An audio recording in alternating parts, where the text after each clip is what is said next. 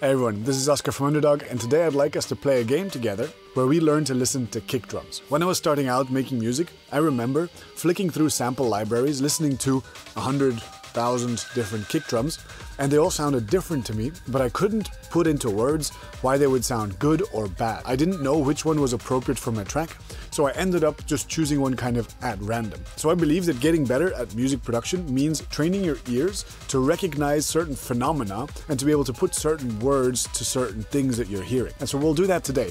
What I want to do is super simple. I just want to go through my library of samples and listen to kick drums and describe them. And that's it. That's all I want to do today. And that might seem absurd, but I genuinely think at least some of you are going to get something from this. I'm going to call this video something like wine tasting for kicks or something, because we can talk about the palette and the roundness and the depth of the kicks. So the sample pack that I'm going to use is the sample pack that I use mostly for when I want to flick through very diverse kicks. It's the one from Audio Tent, which is called Artist Kicks. This is in no way a sponsored video at all, but honestly, when people keep asking me about what kick drums or kick samples to use, I usually refer them to that sample pack. And so even though this is not a sponsored video, they have created a link for you so you can get 30% off this sample pack if you just want to use this exact sample pack.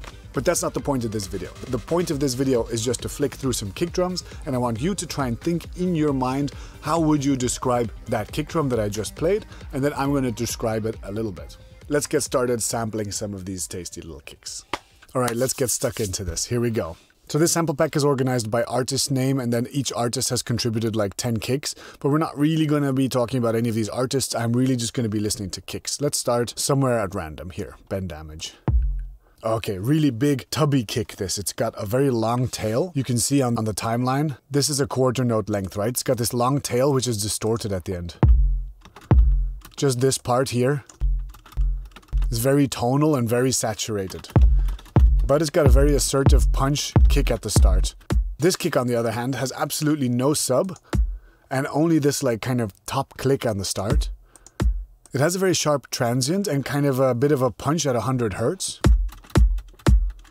So it's very chesty. It hits you in the chest, but not very much in the stomach.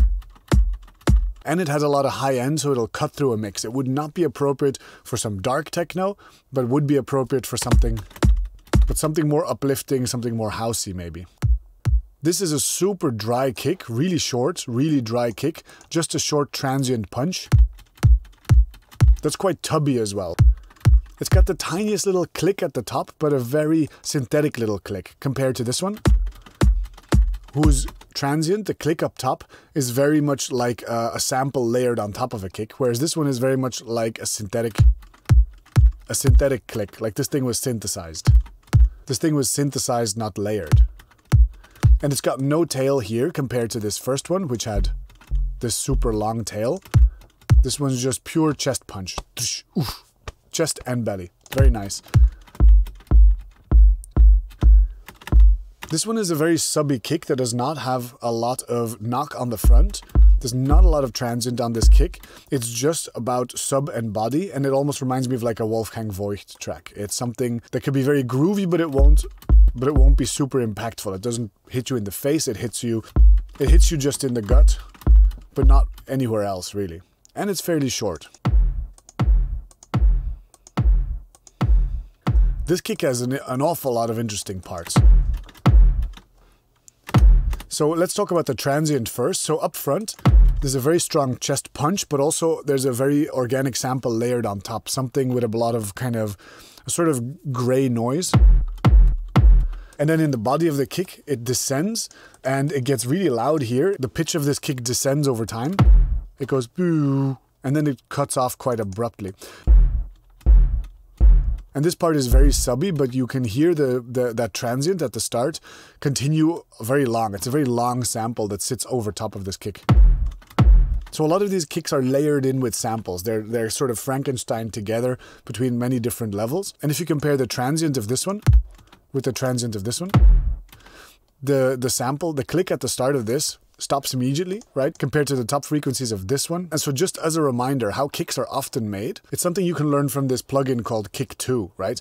What Kick 2 does is it has a sine wave that sweeps down in pitch over time. So you go up from like 17,000 Hertz all the way down to about 50 Hertz. like that. Yeah, wee like that over time. And if you do that really quickly, it starts to sound like percussion. Boom, boom. There we go. So this is often the synthetic core that your kick is built up around. And then you stack things like these click samples or weirder samples like this over top.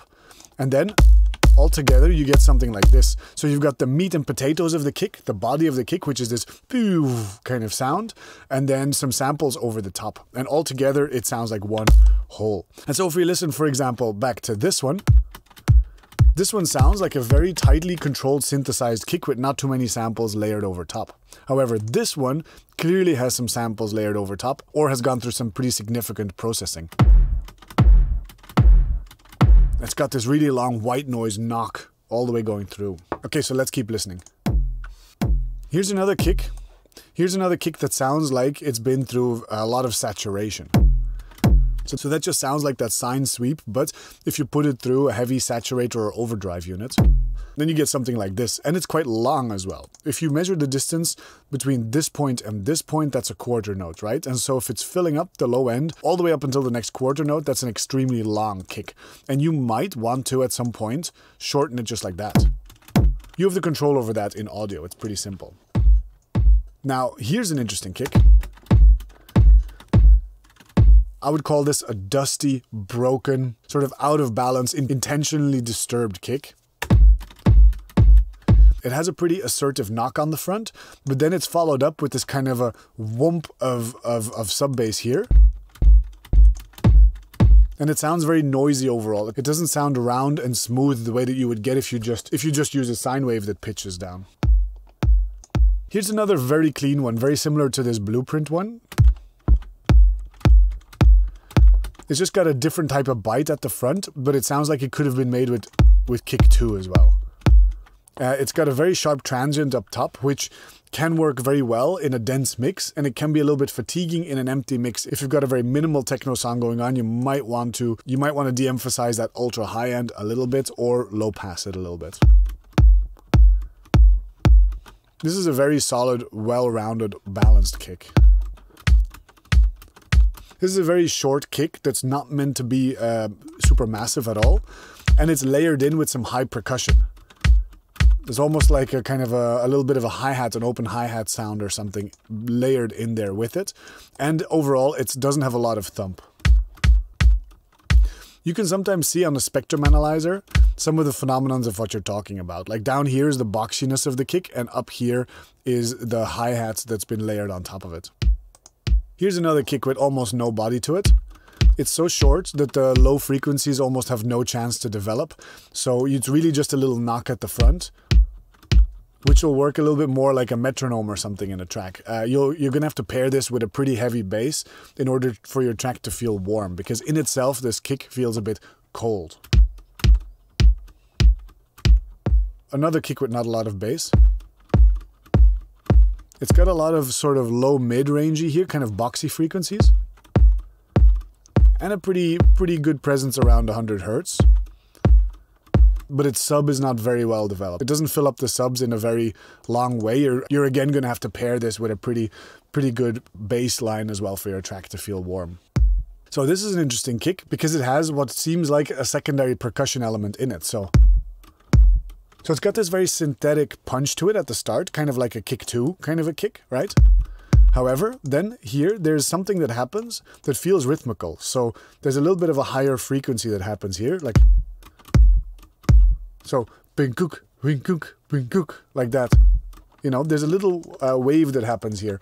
And that can be interesting, but this contributes to the overall groove of your track. So if this contributes in a nice way to the overall groove of your track, it's awesome. If it distracts from your overall groove, you got to be real careful, and you might want to shave off that last bit. This one sounds like a 909. So a kick drum taken from a 909 machine drum, with a little bit of distortion on it, so you've got a little bit of saturation. 909 kick drums are really punchy, a little bit aggressive, they sound a bit evil to me. And they definitely sound like they mean business. There's a reason why in a lot of harder techno, the 909 is still, until this day, the reference kick. This kick is a very special kick.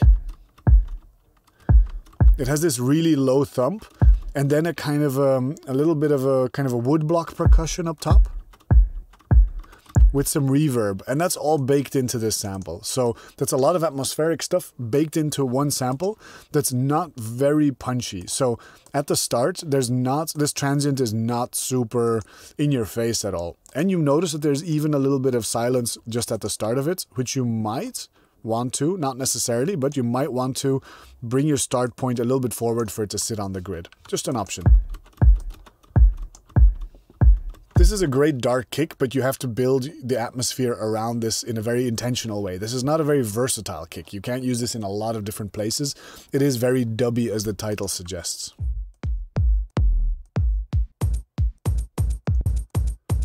Here's another kick with something that feels like a secondary rhythm within it.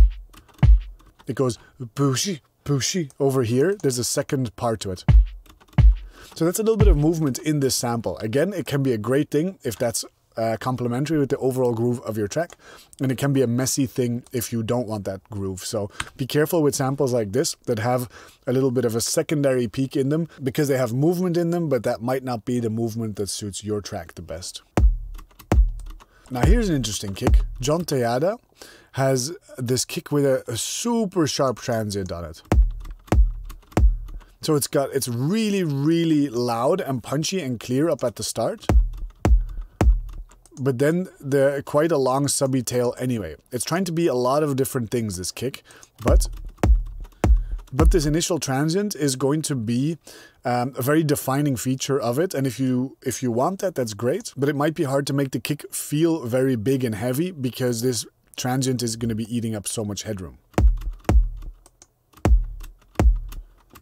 You can see on this scope here how the transient is so much louder than the body of the kick. And so this is going to sound a little bit quiet in comparison. And that might be okay for your track. Just depends on what you're going for. Here's a good crunchy weird kick. Okay, again, one with a secondary sound in it, with a little bit of rumble baked into it. If you want to refresh your memory on techno rumbles, watch this video right here. But so the sample has a little bit of rumble baked into it, which might be good again, but again, you don't have a control over that again. So maybe it's wiser to do your own rumbles, but this transient is quite tasty as well. It's really kind of like a very distorted 909 kick drum, with a huge focus on this saturated sub here. Every time that I say saturated, it's basically like, if imagine you see here this kind of sine wave looking thing, right? If it looks a little bit like a sine wave, but you can hear that there's a lot of upper end harmonics in there as well on top of this sine wave, it's probably a sine wave that has been put through some kind of saturation or distortion. And that means that you can really hear it very tonally in the mid-range, and it doesn't just live in the subs. You'll notice that most of these kicks have their fundamental frequency, that's the leftmost peak on the spectrum analyzer. They have their fundamental frequency around 55 Hertz. That's because that's also a very safe place to have your fundamental frequency. If you go below that, your kick starts to get warmer and fuller, but at the same time you risk that smaller sound systems can't reproduce those frequencies very well.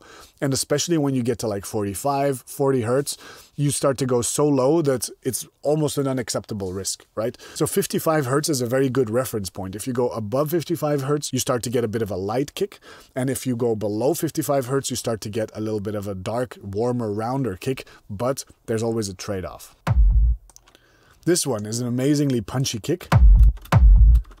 This has a super thick transient to it, like a really thick-bodied one. A really thick, chesty, punch you in the face kind of transient.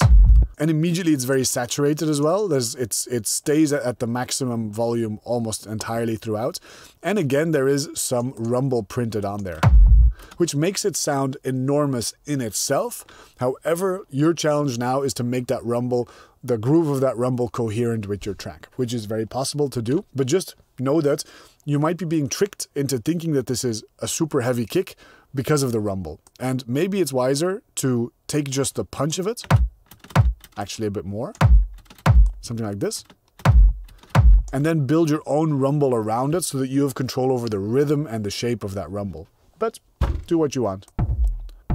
Super weird kick this. Check this out. This is like 2 kicks in one, or a kick put through a delay unit or something like this. And look at this weird ass transient. That is very unusual. So a second kick starts here. Now be very careful when you use kicks like this because, well, I mean, don't be careful. Be wild and free and do whatever you want with your art. But just be mindful of the fact that there's a second kick sounding right in the middle of it, and that you need to make sure that the groove of your track works with that. Here's a tiny little kick that has only the smallest little transient at the start of it. Almost none. Just a tiny little punch, a tiny little touch on the chest, and then mostly a little bit of sub. So this thing is very, like, almost like a placeholder kick, or something that's very gentle and definitely is not trying to be aggressive or imposing in any way. Here's another one of those kicks, but with a slightly more pronounced click at the start. And quite tonal as well. It definitely feels like a particular tone. And on most of these kicks, as you can see, there's the pitch written on top of it. But you can also go into your spectrum analyzer and just look at where the fundamental frequency sits. And it sits about here, just below 55 Hertz at G#0. Easy peasy. This is a lovely kick, but definitely a very tonal kick. And if there's ever a kick that's worth tuning with your song, this might be one. Because it really just feels like a sine wave note at that particular pitch, very stable. I like this kick here, especially because it has such a pronounced transient to it. This is a really chesty, punchy kick that's very versatile. You can use this for a lot of different things because it's just got a very impactful energy that you can then use to build on top of. You can make a rumble around this, you can do whatever you want. It's got a good bit of mid-range punch over here. It's got a nice little deep bit of sub.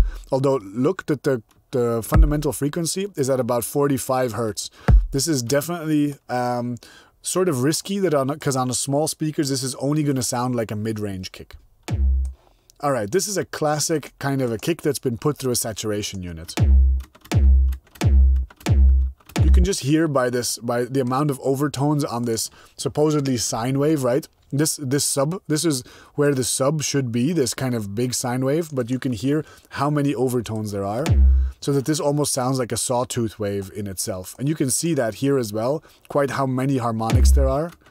Look at that, look at how busy this is. It's just really saturated, and that works. And it certainly evokes certain genres like gabber or hardcore, right?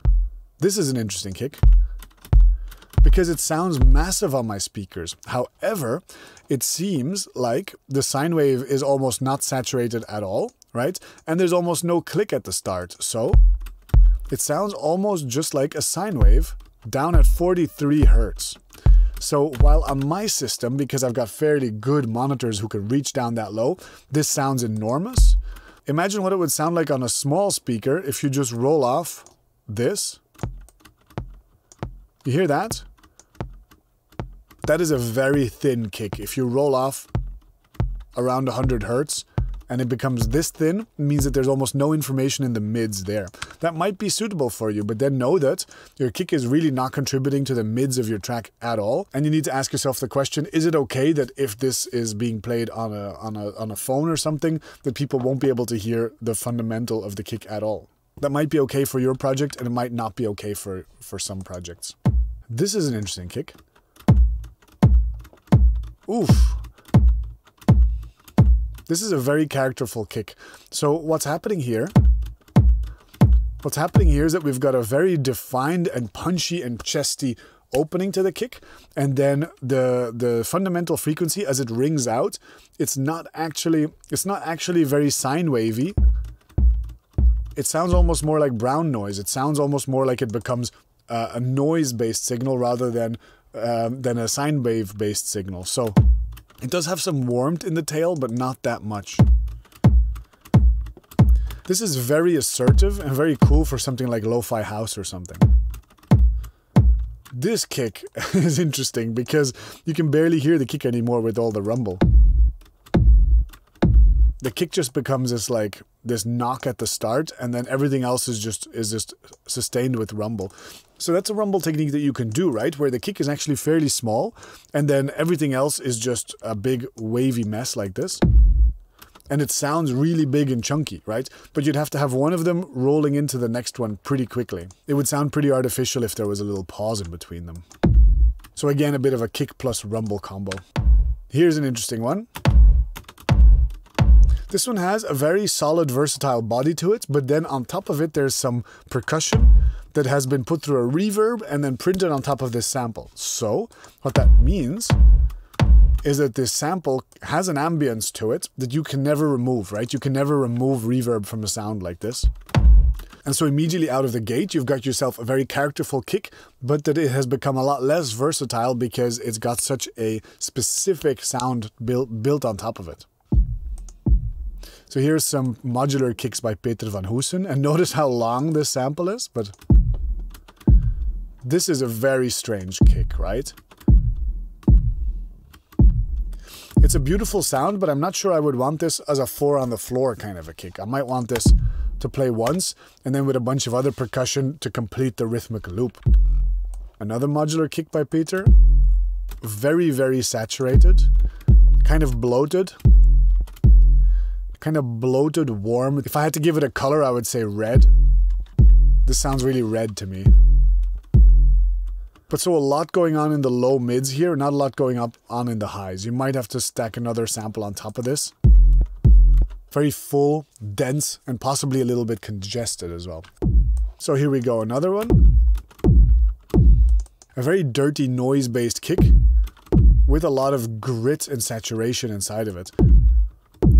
It's beautiful in its own way, but very non-standard and atypical. And so if you're looking for something a bit more predictable, you might want to stick with samples that are based either on a 909 or on one of those kick 2 kind of methods. These kind of modular kicks have a very specific character to them that is a bit more niche in its application. So feel free to go for something like this, but do know that you're going in slightly more exotic territory and you need to know what you're doing there.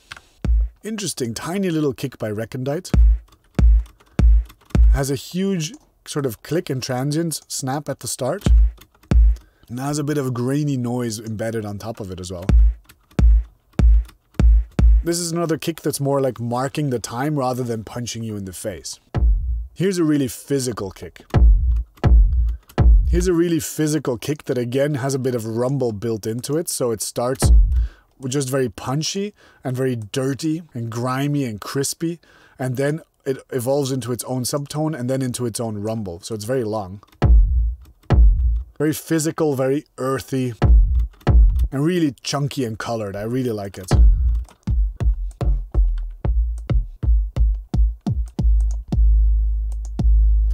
And so here's a kick by Robert Babish, which is incredibly long. Listen to this. So with a kick like this, I imagine, I don't know exactly what was in Robert's mind, but you might want to assume that it's up to you to determine the length. This could be very versatile, or it could be something that you want to use. For instance, if you want to use like an 808 bass type thing where you want to pitch this thing up and down and play it like notes, then it's really nice to have a very long kick drum so that you can use it as a bass line almost, right? It has a very clean, crisp start to it, so this is a very versatile kick. You can take this in a lot of different directions. Here's another kick with a bunch of rumble on it. So this is very rhythmical. Has an amazingly punchy chest sound at the front. And then this kind of 16th note kind of rolling percussion that goes through it. So again, very colored, makes it a little bit less versatile, but has a strong character to it. Here's a nice little versatile sample. A really thuddy, in Dutch we would say dof. I guess dull is the word, but I don't mean it in a negative way. I just mean that there's not a lot going on in the highs. There's a tiny little bit of something like ring modulation in the highs, but mostly it feels dusty and noisy. Dusty, noisy, warm, punch, chesty. I really like it, but you might need to layer it in with something else that lives more in the high end to complete the groove of your track. So a Spectre. This kick obviously is trying to leave a big impression and be very tough and assertive. It also lasts incredibly long, so it fills up almost the entire space up until the next quarter note. So here's a little kick by Stan Kolev. A nice, tough, little versatile kick that also has a little bit of bit crushing built into the top of it. So we can really hear a little bit of metallic ringing in the high end. That sounds to me like bit crushing. But otherwise, a really versatile kick, and I love the chesty punch at the start of it, and the fact that it's nice and warm and assertive all the way through, and then stops at about halfway the quarter note, leaving a lot of space for a bass or for a rumble. Here's another really doff kick. It kind of goes moo, moo, moo, moo. It feels very low passed and chesty. That goes almost all the way down to like 40 hertz. Which again, something you can use at your own risk, because it sounds great in the studio, but it can be a bit hit and miss outside of the studio. Here's a weird one. So, this sounds like something you'd hear in Noisia. So very thumpy, blown out start of the kick, very subby here. But then here, it's almost like a sidechain distortion thing that pumps up.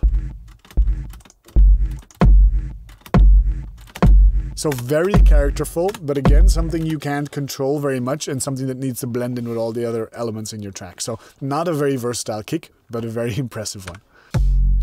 Okay, here's an exercise in saturation. This is as saturated as it gets.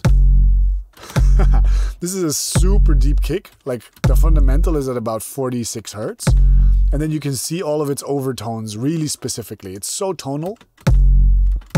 This is the kind of kick that you might want to tune. If this is not in tune with your track, it's going to sound really tonal. So for example, I'll turn off warping and I'll bring up the pitch.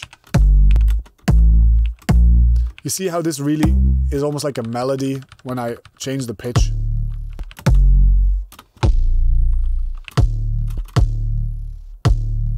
What a great sound though, huh? What a great sound though, this. But yeah, so this is the kind of kick that you definitely want to pitch. Like, you definitely want to tune it with your track. Oh, I love how committed Truncate is to these incredibly dirty kicks. This is just blown out through, like, it almost sounds like it's going through a guitar pedal or something. Oh, now here's a versatile little kick. Wow. This is really clean. This is really clean, and it's very calculated that it's about this length, so it leaves the second half of the bar open for other elements, but until that moment it's hyper compressed and you get so much volume out of it. With a very clean, punchy, physical attack to it. This is a very clean and efficient kick. Compared to this one, which is a bit more humble, because the click at the start is a bit more subtle. There's not that much transient on the start. It's just got a very full low end.